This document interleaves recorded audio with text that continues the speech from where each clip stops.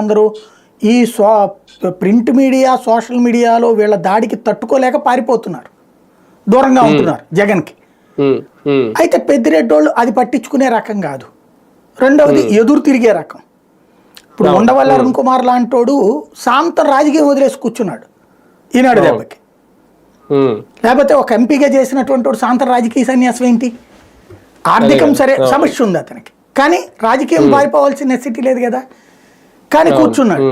వీళ్ళకి ఆర్థికం కూడా ఉంది కాబట్టి ఎదురు తిరిగారు. పరువు నష్టం దావాలు రెండేసారు ఈనాడు మీద, మిగతా వాటి మీద కూడా వేస్తున్నారు. పైగా మిథున్ రెడ్డి పార్లమెంటరీ పార్టీ నాయకుడు కాబట్టి, ఇదే లోక్సభ పక్ష నాయకుడు కాబట్టి అక్కడికి వెళ్ళి ఈ మార్గదర్శి ఫైనాన్సు ఈనాడు వ్యవహారాలు అక్కడ ప్రస్తావించాడు. అది పెద్దిరెడ్డిని వీళ్ళు రెచ్చగొట్టారు, నువ్వు మేము రాస్తే పడుండు అని. ఎదురు తిరిగాడు.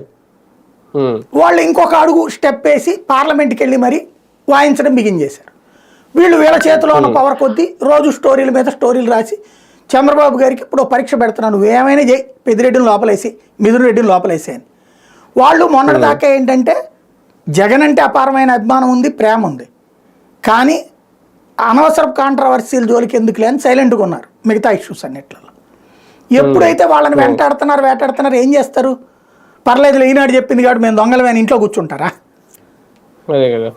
ఎదురు తిరగడం ప్రారంభించారు.